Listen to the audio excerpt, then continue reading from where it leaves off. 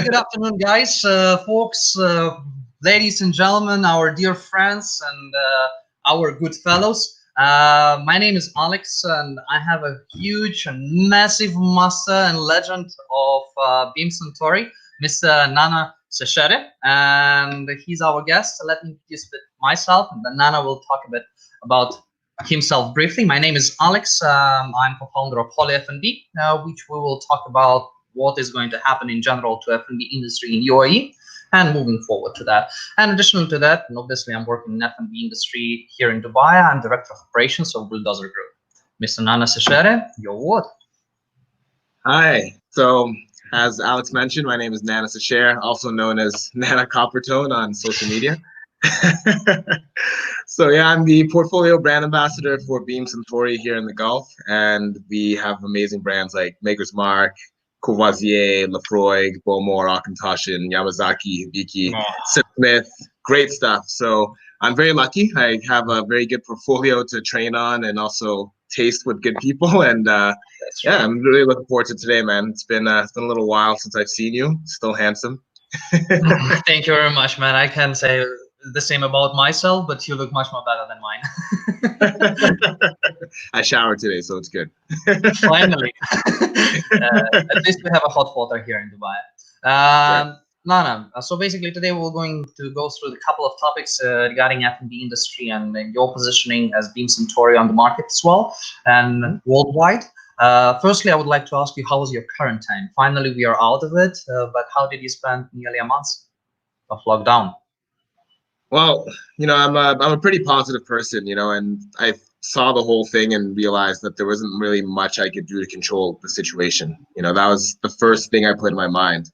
And whenever I know I can't control the situation, I switch into, okay, focus on what you can control.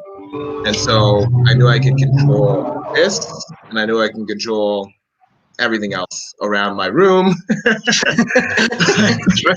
I could make my bed, but yeah, I did everything I could to just try and stay busy, try and keep this occupied, because what's that saying? Idle minds are the devil's playground.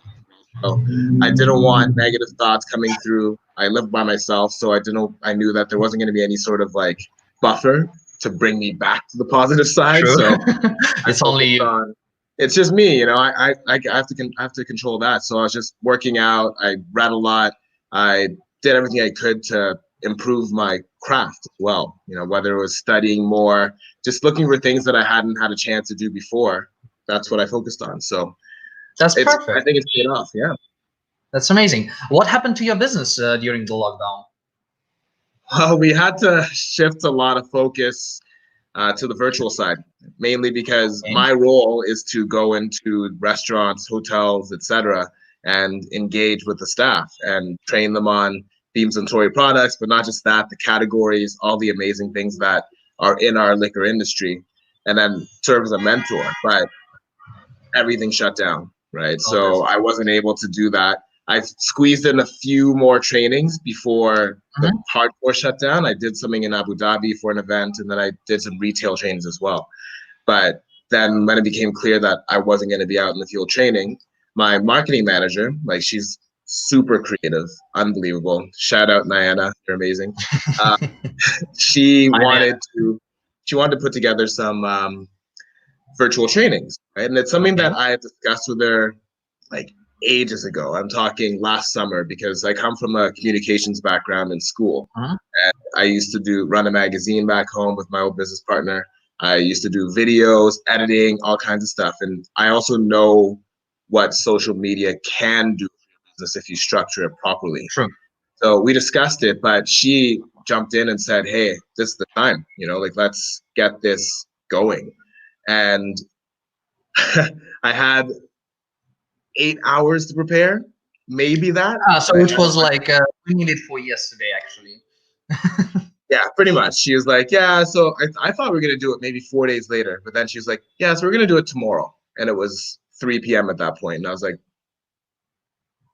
okay. Fine, no problem. So the next day I did 5 masterclass episodes back to back to back to back to back. And then went back in. We spent a lot of time editing it. we're still editing some other ones that we put together as well. And we're just launching. But the major thing wasn't just so that I could be out there and just talking with the brands. We wanted to find a way to give back as well. So the That's very masterclass, right. yeah, because at the end of the day, we don't want to just ram things down people's throats when they're thinking about other issues. You know, we want the masterclass to bring positivity and Very good. knowledge. So we And try to engagement give and away community bringing back together and reuniting in certain way. 100%. So when you signed up for the masterclass, then it makes you eligible to be able to receive a gift pack. Because of the lockdown, when at that point it was the 6 a.m. till 8 p.m. lockdown, so we were like, okay, cool, we can still deliver. But then they went 24 hours, and then we were like, oh, okay, so we can't deliver any of the stuff just yet. So everyone who's listening, your gift packs are coming, I promise. But we're dealing with some things, you know. Yeah, it's just a flow of moving forward. Exactly. Yeah, so that's the major thing, and we've just shifted everything digital. In terms of sales, we shifted everything to retail, and we've done pretty well with retail as well. And we've tried to do different specials here and there, but ultimately, we just had to Fantastic. do Talking about retail that, and then. you're saying that everything is moving somehow more into the digital. You start doing the online master classes. You move from the restaurant mass in terms of the selling the products to the retail. What do you think else can be digitalized in terms of the selling, advertising, and actually in general digital focus on F&B? I mean, I'm really happy to see all the deliveries that are happening for sure. Um, I think some of the restaurants could add another element to that where maybe they're showcasing the process and using their social media channels to Mm-hmm. showcase maybe a signature dish. Bring the chef into it and say, this is our famous pasta portobello and whatever it is, right? And how do you make it? You know, like just kind of show a little bit of the process Mm-hmm. because you have everyone sitting at home and they're doing this. You know, they're getting that Yeah, like, you want to be a bit entertained. yeah, exactly. And when someone sees that video, they're gonna say, hey, maybe I should order that, and then just put the ordering subscription number. So I think there could be a little more of that, but Mm-hmm. otherwise, I think at this stage, it's we're all kind of figuring things out because Mm-hmm. we had to adapt on the fly. A lot of the other brands had to adapt on the fly as well, and restaurants 100% don't know how to adapt because the rules change Absolutely. every day. We never went through this before. What do you think? How you can optimize the cost right now in terms of F&B and your personal? Optimizing the cost in terms of F&B, I think it may have to come down to finding ways to move whatever existing stock you had. Because Okay. I know that things shut down abruptly. So, and you probably had, maybe you even just placed your order of chicken, alcohol, whatever it is, right? And now it's just sitting there and it was sitting for a Mhm. month. So, trying to find ways to move that. And then also, I think maybe it is reducing the menu a little bit, keeping smaller so there isn't necessarily as many Okay, options. so it's not many much of purchases and quite Yeah, faster flow of your products. yeah, minimize purchases. And then I think what will have to happen is beginning now looking for alternative sources for your Hmm. supplies, like maybe less expensive sources for the supplies. Not necessarily getting rid of your current suppliers because I think eliminating business will just hurt the industry as a whole, right? Like if everyone True. stops ordering from one supplier, then that's one more business down, and we don't want that for the economy.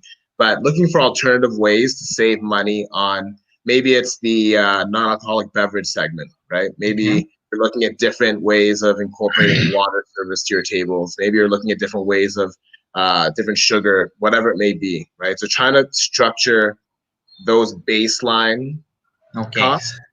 Hmm. But The I guess most, I would yeah, go say, ahead. hard question in terms of optimizing the cost, labor cost, basically your employees, your staff. How did the Suntory manage the cutting the cost, saving the cost on the staff, and what do you think the rest should do? Well, luckily with us, we're quite a small team. So Mm-hmm. we also just the way that the pay scale works, we didn't necessarily have to eliminate too much, right? Like we were able to pretty much go business as usual. Obviously, I'm Okay. not getting like extra expenses to go and entertain and all those things, right? So those are obviously, taken out of account. But in terms of living expenses, I've got some great bosses who made sure that, I'm able to still have a roof over my head and all that good stuff. So I was very lucky in that regard. But from a personal standpoint, I've just been making sure I'm not spending a ton, right? I'm Yeah, not going out sure. and doing 1,000 gram groceries or anything like that. Because why? I modified my diet slightly just so I could just like minimize my purchases. And That's very fair. That's the only one thing which help you to survive a bit longer. But in terms of F&B, what do you think about optimizing the cost on F&B perspective of hiring people, employees by yourself, wages? yeah, I mean, I've heard a lot of some pretty sad stories, to be honest. And I'm Like, to someone be that honest with you, I believes. do believe that after the lockdown and everything, when the business is going to return, it will return quite slowly. It will not happen in one moment, and we will be going through quite long period, unfortunately, in my personal opinion. And I do believe that the opportunities of being employed will be cut by 40%. And I do believe that the good employee will cost you 40% even less than it was in December. So what is your opinion on that? I agree. I do see that trend coming, and I've heard from some friends, people just who are in tough positions, but the restaurants are also in tough positions because at the end of the day, they also have to run a business. They have to make sure that they can survive. And I think a lot of us do realize that some of these places and these venues were kind of teetering on the edge. They had to make their target each month, and then they lost an entire month of Yeah, reaching that. A month and a half, actually. It's and still realistically keep going, I would say. still going. Yeah. So um, it's I understand that businesses have to definitely make every effort to Hmm. support the business, but I also am a strong believer in investing in your staff, right? Trying your best to at least make sure that they're taken care of on a level, right? I think some places have been transparent with their staff and just kind of helped them and said, yeah, we'll make sure you can fly home if you need to. And I think that's an example of taking care of your staff. That's something that I won't take any way, shape, or form for granted. But I think that there are some places that have had to just say, sorry guys, you're not getting anything. And I'm not just talking about UAE. I've heard this globally, like Yeah, back home in Canada. And it's because it's such an unprecedented situation. It's like, how do you navigate that when overnight you have to shut down your business when in your books you literally had months and months of plans, months and months of budgets, months and months of everything working, right? and So you don't know for how long it's until further notice. until further notice, exactly. Like, and that's the government level. I feel for them as well to a degree because it's like, how do they navigate all this? How do they make their decisions Yeah. on anything, on anything really? Talking about the government, I would like to ask you, what is your opinion of coming out of the lockdown? As we all know, we are out since Friday. We came out with a lot of restrictions, with a lot of preventive measures for the restaurants. We are only around up to 30% of occupancy, and with a lot of stuff. So, what do you think? Is it right? Is it too early? Is it on time? Either preventive measures are relevant, or it can be a bit more flexible. So I think the government has been handling this situation probably better than I've heard anywhere else in the world. I completely agree. I was telling to all my friends, better to be in UAE than to be anywhere else.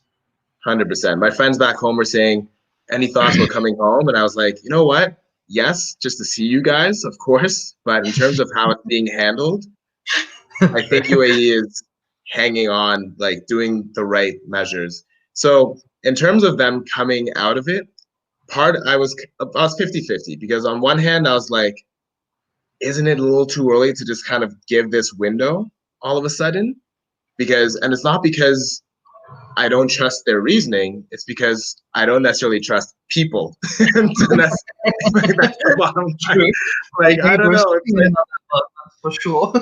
yeah, it's like letting kids out and saying, okay, you can go for recess. And they're like, right? True. Yeah. So that's where I was a little bit pessimistic. But then I also said, wait a minute.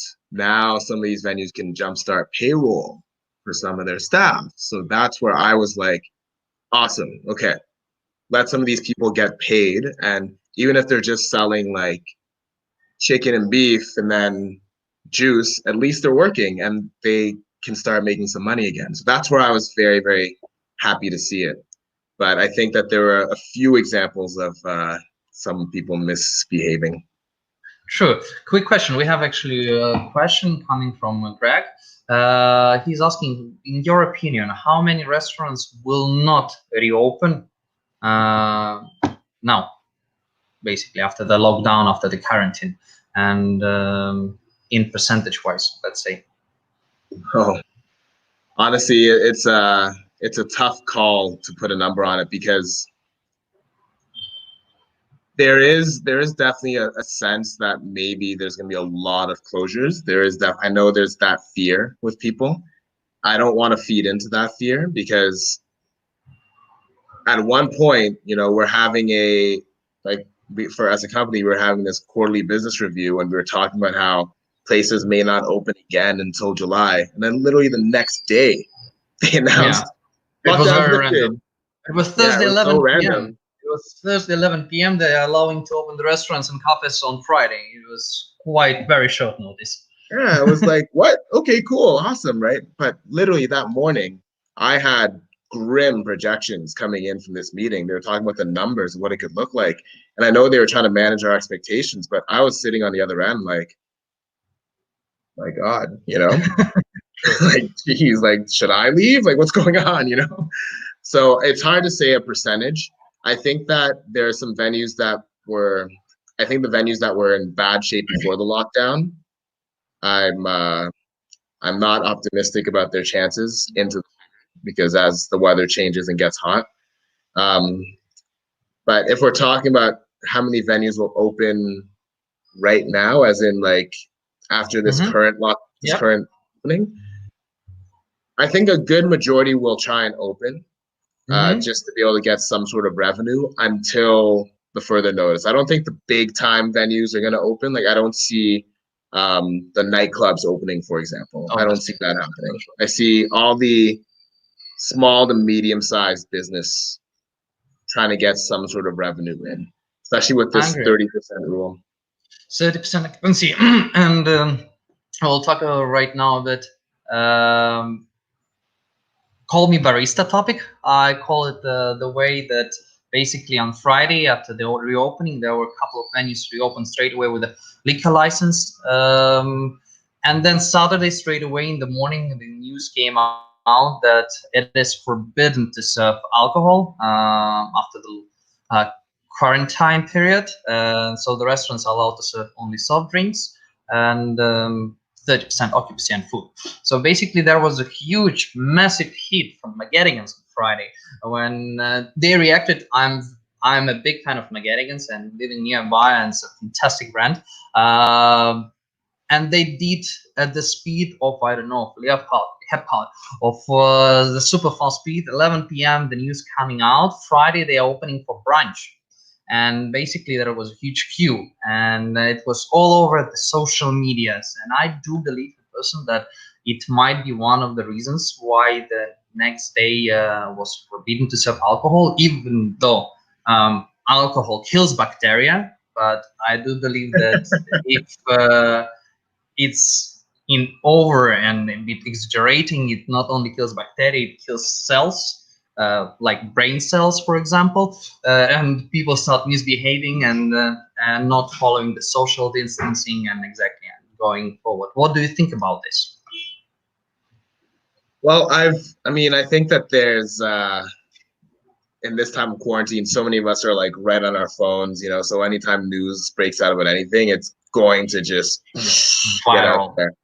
But I also think there might be a game of telephone as well, right? Because the optics looked terrible, like terrible. Huge lineup outside of the True. building, right? And you see a generally younger crowd, and we associate the venue with going there and having a pint, watching the game. You and I have done so once upon a time, Definitely. But I also think that there may have been some other venues as well, because I don't know if it's necessarily going to be like just based on one particular instance. There have to have been a few other situations.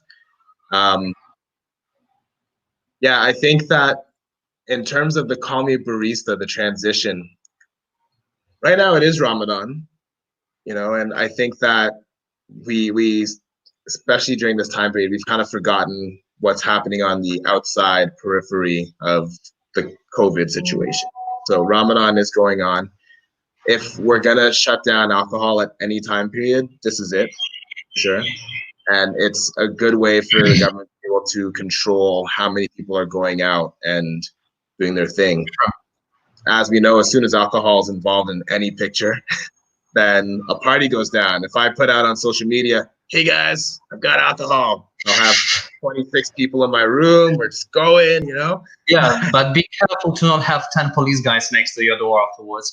That's the whole thing, right? That's the whole thing. So I do think that they probably would have had to eliminate the alcohol thing out, but I do think it's unfortunate without a question, because that's another revenue stream for restaurant business that is now just gone. Listen, basically, right now you cannot have the alcohol in the venue, correct? And it is the very one way, basically, how to enjoy in Dubai and UAE in general.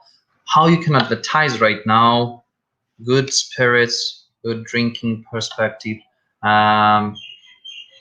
because advertising on social media is forbidden for alcohol and for tobacco. Am I right in UAE? So how you're advertising and how you're reaching your clientele right now? I mean, the major thing is saying it without saying it, right? Like you kind of have to, I can't be on camera with a bottle of Maker's Mark, right? I can't be doing anything like that, right? It's got to be more, hey, I've got a masterclass coming up, or join me for my live, right? And then once I'm on the live, as long as it's respecting the time periods of fasting, iftar, etc., then it's a bit of a different story, right? I'm not necessarily going to be promoting consuming. It's going to be much more of an educational situation. But yeah, for the most part, it's saying it without saying it, because I think everyone out there understands we still have jobs to do, right? But as long as we're respecting the culture and respecting the time of the year that it is, then we can continue to do those jobs. It's just the mutual balance. Great. Saying that, basically, we've been out of the job for quite a period. Some of the people has lost their job. The wages has been reduced as well. First question: when do you think the people, when the hiring process will come back? Second question is, basically right now it's very difficult to pay. Correct? You have kind of problem with the money flow in general. So the prices for alcohol, especially for liquor licensing, being from Suntory, you do deal only with the liquor, is quite on very expensive side in comparison to any other countries, correct? So is there any way Centauri is lobbying of reducing the prices on taxations, so dealing with the government and bringing it more to the average level, I would say? Well, I'll answer the first question, just in terms of when the hiring is going to begin. I think we're entering a very difficult period, right? It was a difficult period in normal circumstances to hire, right? Ramadan, typically no one's hiring, right? And then summertime, very minimal, all based on need. because everyone's normally traveling. They're in London, chilling out in cafes. They've gone home for the summer, whatever it may be. So I think we could potentially look at September, October I to agree with you. maybe get back to normal levels, let alone adding extra, right? Because Hmm. I don't know if the volumes will be I don't think they'll be what typical September, October volumes are. I don't see that. But who knows? I'm not a clairvoyant right now. But I do think that September, October is the time period that you can realistically start looking. As for taxation, so that side isn't on ours. On our side, we basically sell back to African and Eastern, right? And then they price it accordingly based on the Hmm. taxes, on margin, whatever it may be. In terms of us lobbying, from our side, what we've looked at is we've looked at discounts for certain things, specials that we could potentially run, because we also have our margins that we also have to report back to the global, right? So Yes. there's a very, very fine line. My country manager is doing, I think he's doing a very, very good job of finding ways to make it more accessible from our end. He's definitely doing a great job of that. He's he's someone that has literally been on the phone every single day since the lockdown ended, just to make sure that things are easy and accessible, and he's keeping his finger on the pulse of Hmm. everywhere. So he is literally, I don't think any of us have stopped. Myself, marketing manager, my country manager, like we haven't stopped. So we are in a sense lobbying for ease of access. But in terms of the taxation, we unfortunately don't have as much of a pull when it comes down to that side of things. What do you think will change between the supplier and the clientele? Supplier and clientele, I mean, I think the job of the key account manager when it comes down to MMI or A&E, it's going to be a very, very big one. They're going to be very busy because there's going to have to be a bit of a give and take from both sides, right? I think there's going to have to be a mutual ground that everyone comes to in terms of managing costs, but there's an understanding from every side, right? So I think there's going to have to be a lot more collaboration. I think the managers who weren't necessarily dealing with their key account managers or whatever it may be and just were kind of doing their own thing may have to turn around and say, hey, listen, like, what can we do, right? Because there's regulations, there's rules, there's guidelines that the key account managers, the distributors, and the brands all have to follow.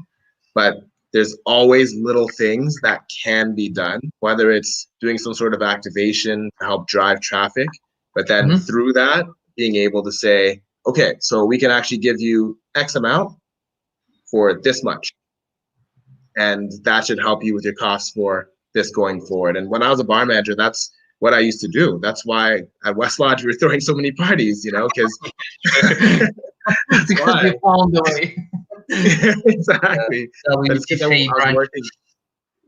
Yeah, it's because I was working with the key account manager as hard as I could just to try and get things to a But they manageable should level. become flexible as well, because you were quite pushy and they just couldn't stand. They are not the walls, and you are literally a tank. So you can break that wall. That's the reason why you've been getting. But unfortunately, not every single venue was West Lodge in terms of throwing the parties, because not everyone can agree and find the solution.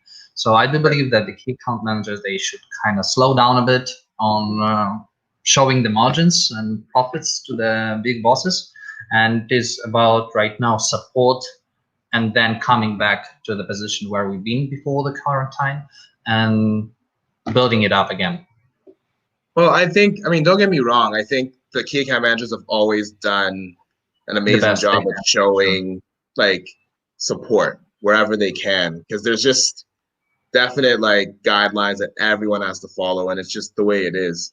But Sure. what I'm getting at more so is there just has to be increased collaboration between all sides, right? I think that's the only way that we're going to be able to navigate this whole thing once things reopen.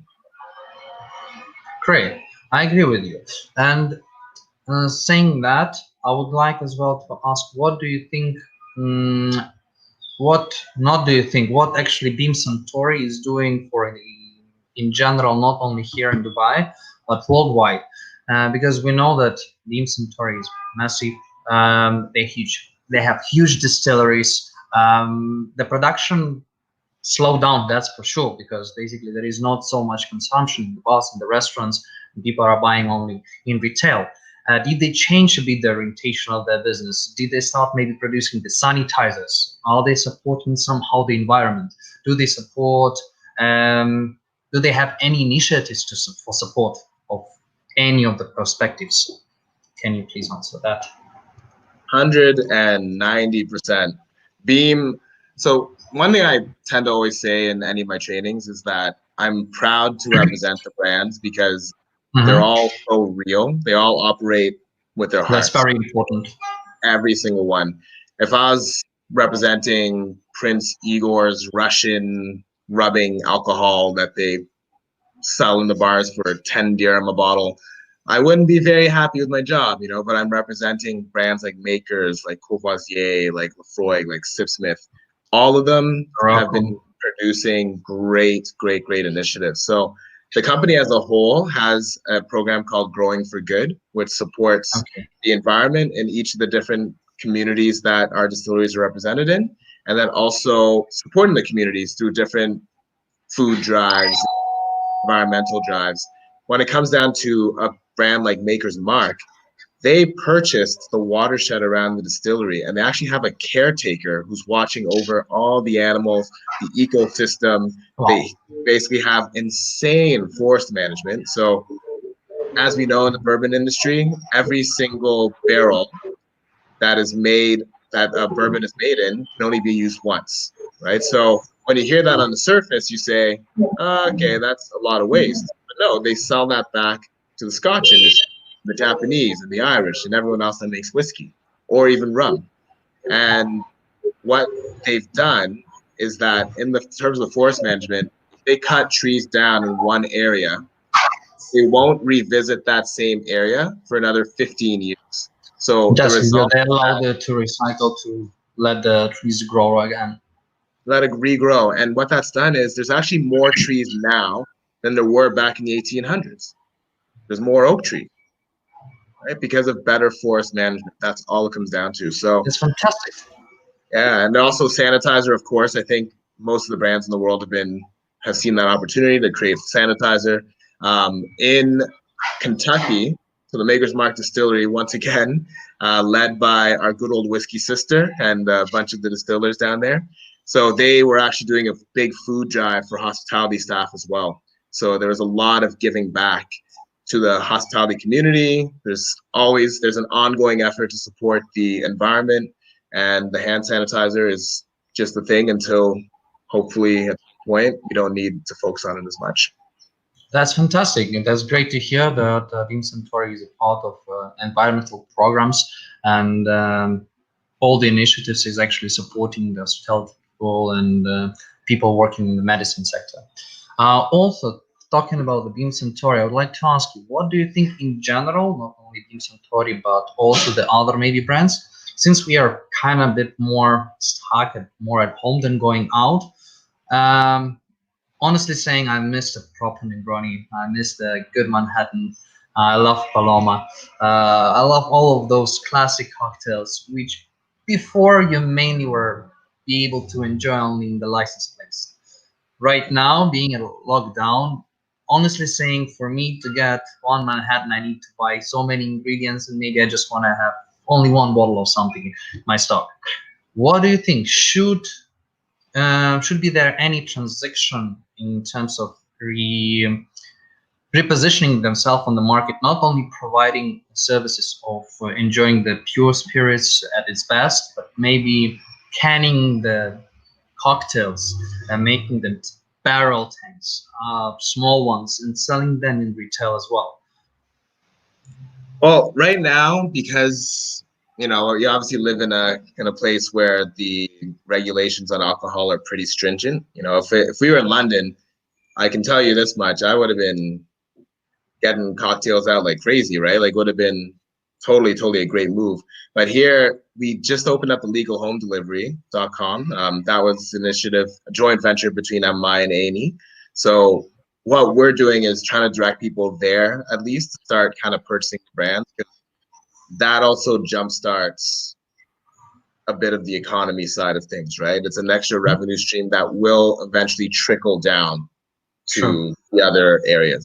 So that's where we're beginning. And I think they're both in the MI and A&E are both in such an early stage that to be able to get the delivery of like canned stuff and like special packages or anything of that sort, it may be looked at. There might be a situation where they're looking at it, but I think right now it's still too early to say that we can or will right now.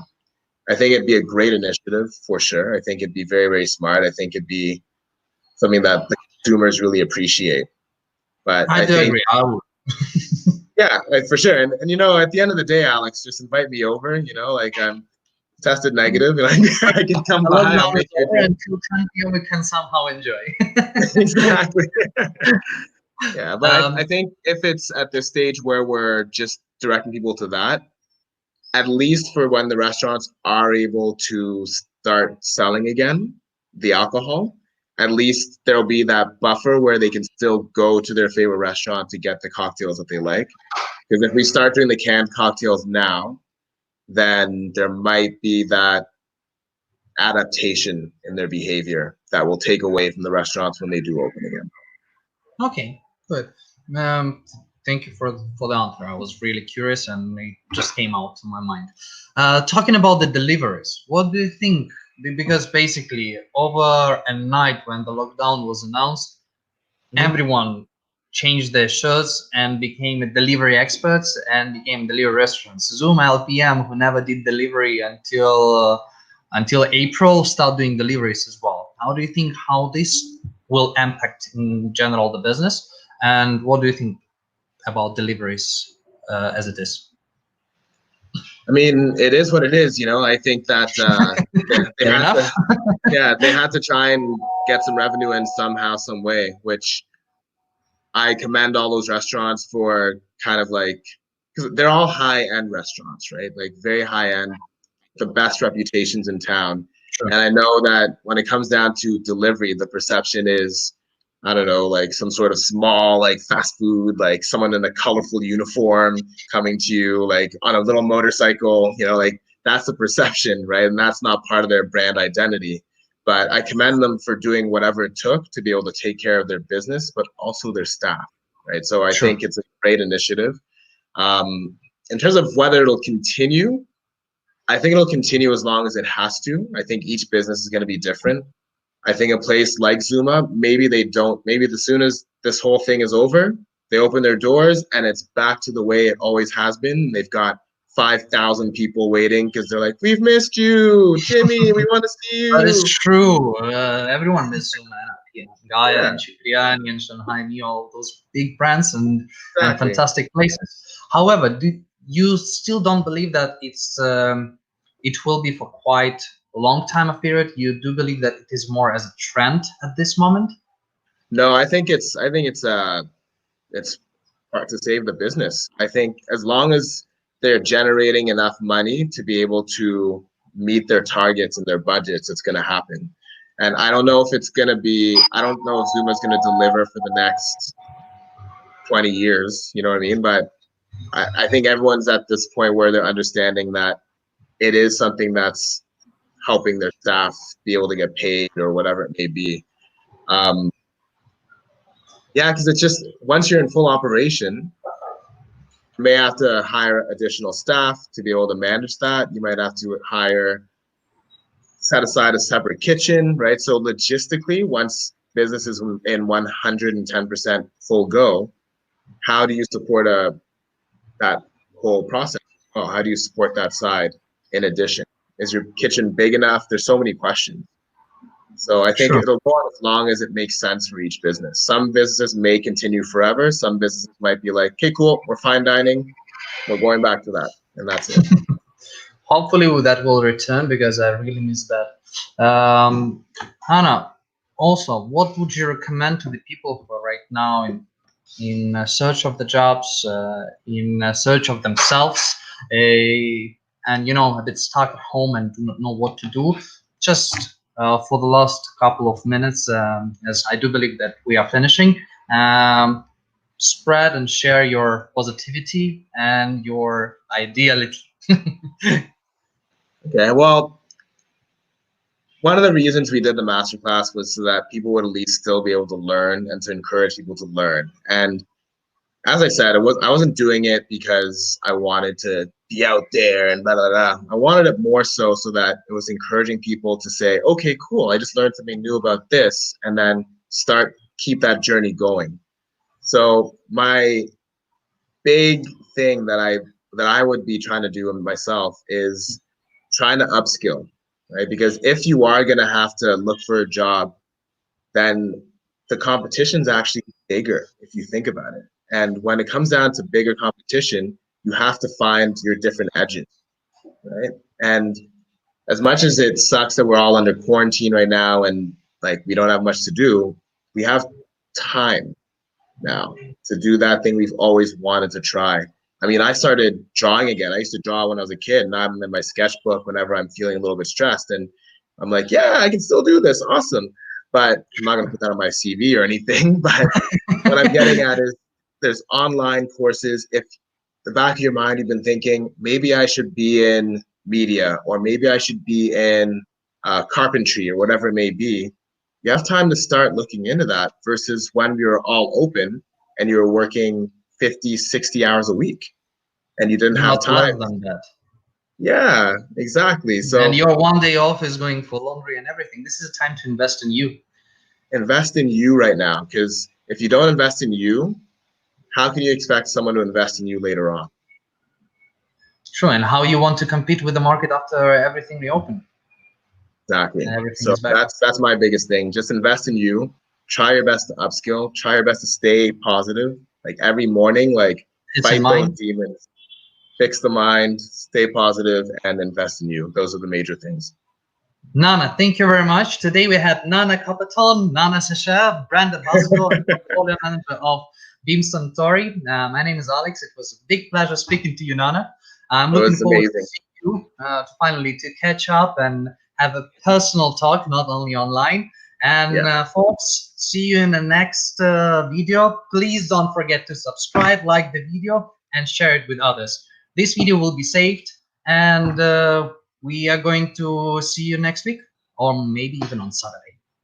Nana, thank you very much.